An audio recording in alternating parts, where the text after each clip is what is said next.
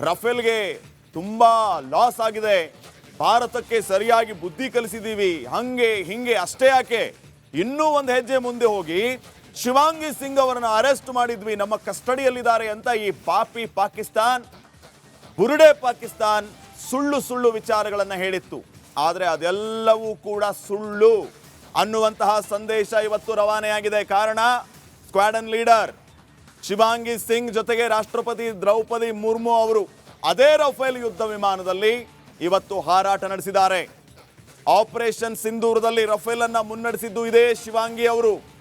ಇನ್ನ ರಾಫೇಲ್ ಬಗ್ಗೆ ಯಾರೆಲ್ಲ ವಿರೋಧ ವ್ಯಕ್ತಪಡಿಸ್ತಾರೆ, ಯಾರ್ಯಾರು ವಿರುದ್ಧದ ಮಾತುಗಳನ್ನು ಆಡ್ತಾರಲ್ಲ, ಅವ್ರಿಗೆಲ್ಲರಿಗೂ ಕೂಡ ಇವತ್ತು ಒಂದು ಸ್ಟ್ರಾಂಗ್ ಮೆಸೇಜ್ ಹೋಗಿದೆ. ಅಮೆರಿಕ ರಫೇಲ್ ಅನ್ನ ವಿರೋಧಿಸುತ್ತೆ, ಪಾಕಿಸ್ತಾನ ಅಂತೂ ವಿರೋಧ ಮಾಡಿಯೇ ಮಾಡುತ್ತೆ, ಈ ಕಡೆ ರಾಹುಲ್ ಗಾಂಧಿ. ಸೊ ಇವರಿಗೆಲ್ಲ ಒಂದು ರೀತಿಯ ಸ್ಟ್ರಾಂಗ್ ಮೆಸೇಜ್ ಹೋಗಿದೆ. ರಫೇಲ್ ಹೊಡೆದುರುಳಿಸಿದ್ವಿ ಅಂತ ಯಾರು ಹೇಳಿದ್ರು ಪಾಕಿಸ್ತಾನದವರು, ಅವರೆಲ್ಲ ಇವತ್ತು ನೋಡಬೇಕು.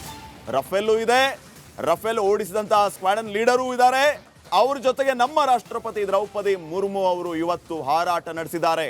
ಇದು ನೇರವಾಗಿ ಪಾಪಿ ಪಾಕಿಸ್ತಾನಕ್ಕೆ, ನಮಕ್ ಹರಾಮ್ ಪಾಕಿಸ್ತಾನಕ್ಕೆ ಒಂದು ಸ್ಟ್ರಾಂಗ್ ಮೆಸೇಜ್.